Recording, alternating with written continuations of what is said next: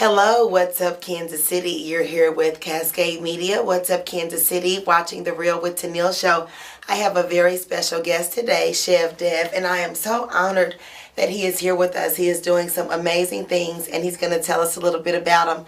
Now, before we get into all the amazing things, tell us a little bit about your background, a little bit about the journey that led you to do the awesome things that you're doing now.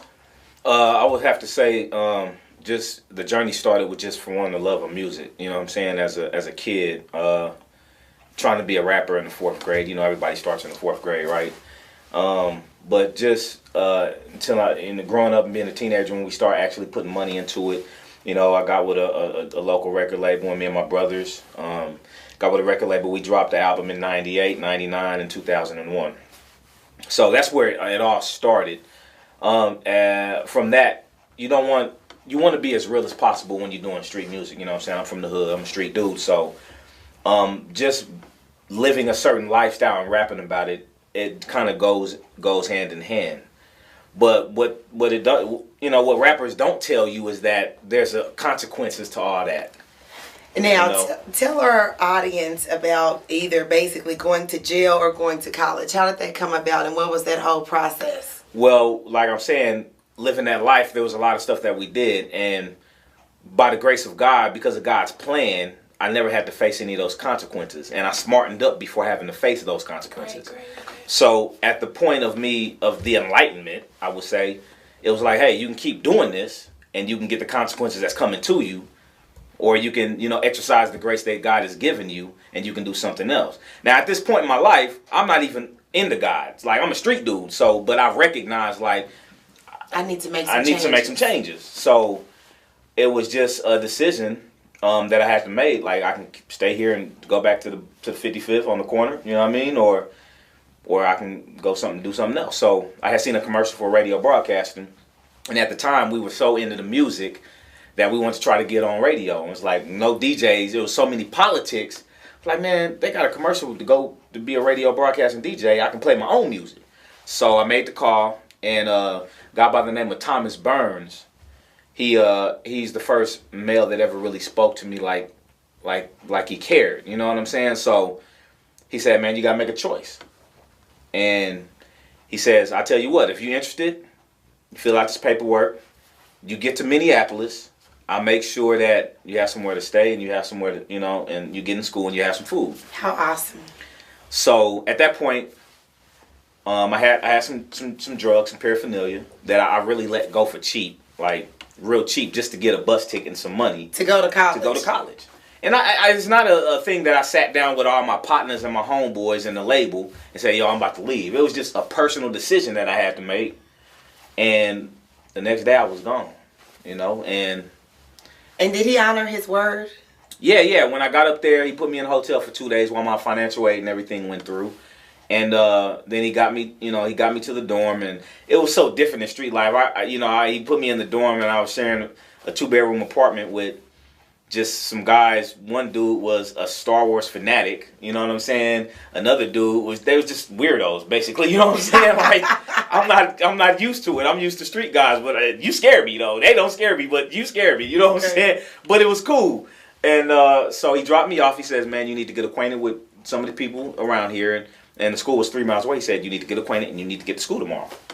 And I was like, okay. He said, I'll be back. I'm like, cool. So, I got acquainted with my roommates, walked around the dorms a little bit. He came back.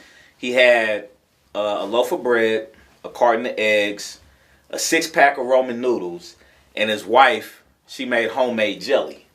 And he says, all right, son, I kept my end of the deal. I got you in the school. I got you a place to stay, and I got you something to eat. I didn't say you'd eat good. I said you'd eat. So egg sandwiches with jelly is real good. And I was like, man, thank you. And that was just the start of it all. And just living a college life, coming straight from the block. I mean, when I left, I literally had 2 guns and some drugs. You know what I'm saying? And one day, and then 3 days later, I'm walking around with a backpack on in college. That's like, it was just a total culture shock. But it wasn't a culture shock in the negative way that was going to hinder me. It was an excitement. It was an adventure. Something different. Now, tell us a little bit this. I am really still fascinated by the fact that you graduated from college, but you were sleeping in your vehicle.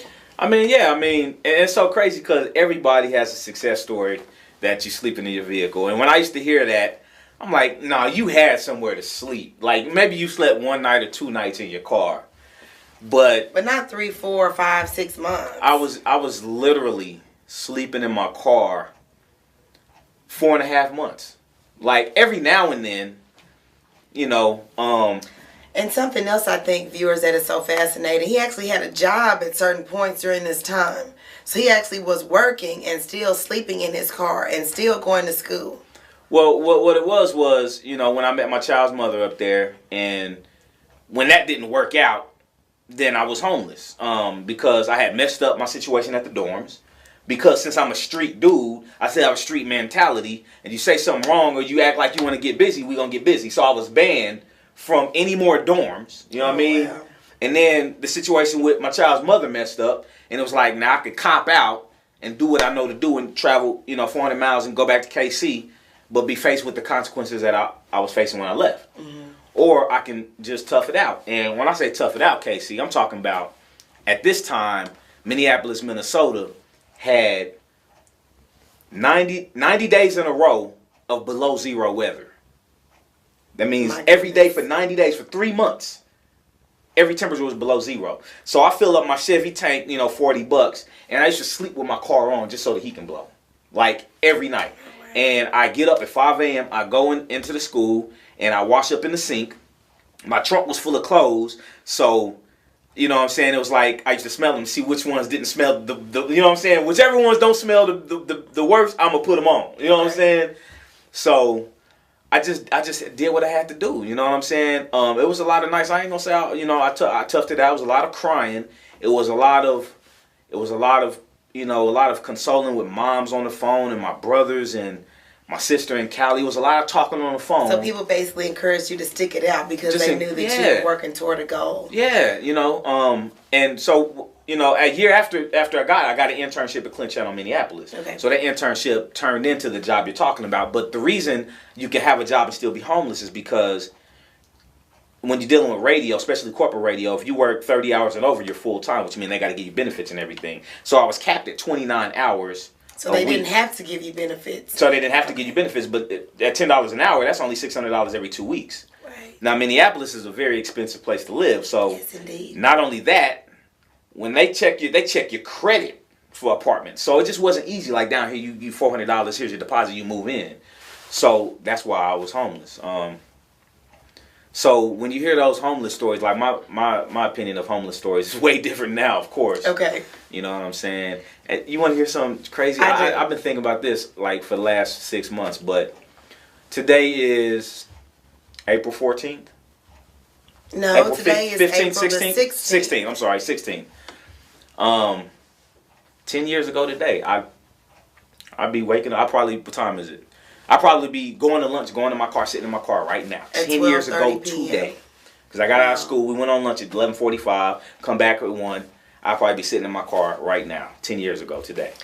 Now, fast forward to 10 years to the future and tell us what is going on, because you have so many great things going on. And I think it's so exciting because you are so young. Well, thank you. Thank you. So after I graduated and all that, and I came home, I worked for 103, and all this just transpired because whether we know it or not, God has a plan for your life. You can not know nothing about God, and He has a plan for your life. So it was meant for me to come back to KC, even though I tried not to come back. I didn't want to come back to Kansas City. You know what I mean? But he seen it fit for me to come back, and then working at 103 were very trying times. They were fun, but there was a lot of trying times. Trying to where, since 103 was the best thing that had happened in my life, other than the side of my son being born, 103 was the best job I ever had. And at the thought of losing it, sent me in not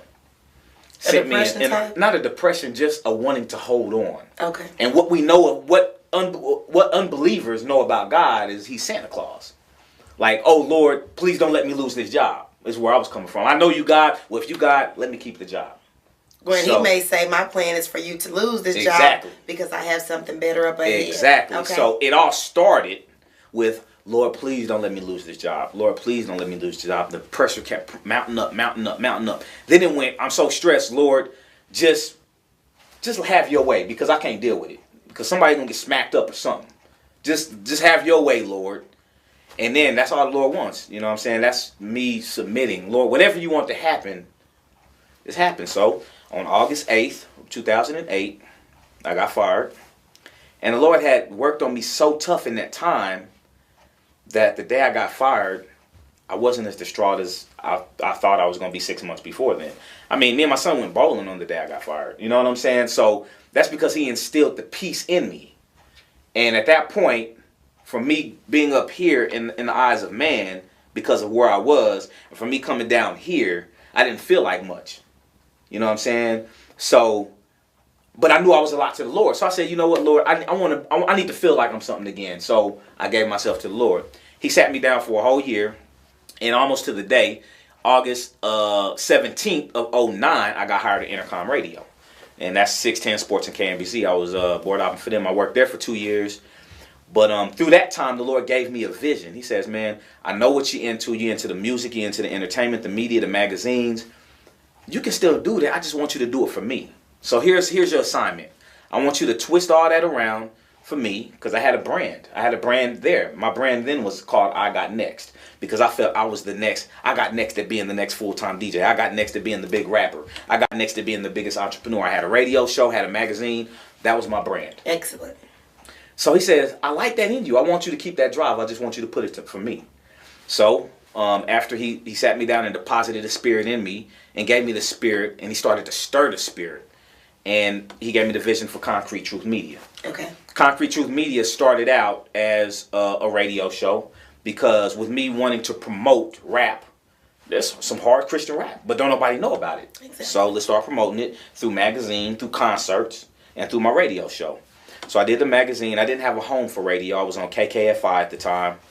And I was trying to get it syndicated throughout, you know what I'm saying, through the nation, to other stations and stuff. Just didn't quite work out. So then I got fired from Intercom. And I was like, it's cool, Lord. I know you got something. At this point, though, I started interviewing for record labels like Universal and all this. And I'm like, Lord, this is it. I know this is what you got. And I went to three of those interviews in New York and stuff, and none of them never panned out. And I was like, I'm gonna be cool. Then I got hired at 107.9, which is a Christian station. They said, you can come over here, you can be operations manager, you can play your radio show, all that. Like, cool. Finally, Lord, thank you. And even there, I was there for a year, and I was starting to get comfortable, and the Lord said, we got to get you out the door here. But had that not happened, because I've always been looking for a way to own a radio station. It's only two ways. You got to wait for the FCC to open up a window to grant you one, or you can buy one for $500,000. So I've always been looking. Had I not been fired, I would have not been diligently seeking how to do it. I got fired. I was like, man, this got to give, Lord, what do you want me to do? Show me, because you're giving me these skills, but you're not opening the door for me. You know what I mean? So, and then I looked on with the FCC, and they had a window opening up.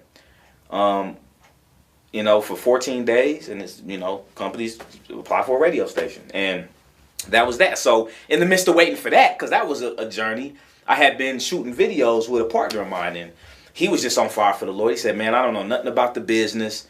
He like, I just want to shoot videos. I love your vision. Let's merge. Tell our viewers here, because we're running out of time here. Mm-hmm. Tell our viewers about your radio station and where they can find you.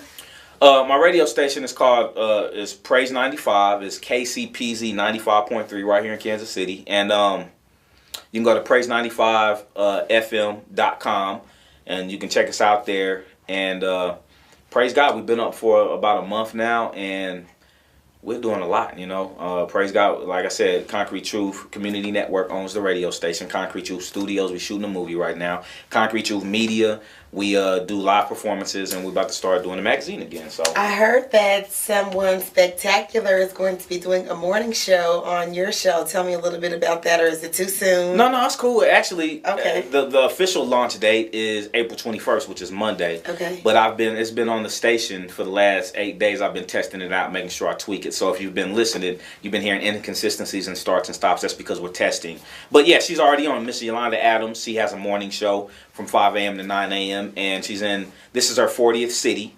So praise God. We worked that out, and that's a big name. And we do, just urban contemporary, during the day, and then in the evening we do the holy hip hop and Christian rap. We got to give it up to the Lord. So that's what we do. Awesome. I'm here with Chev-Dev. You're here with the Real with Tennille show. Remember, if you can't keep it real with yourself, you can't keep it real with Tennille.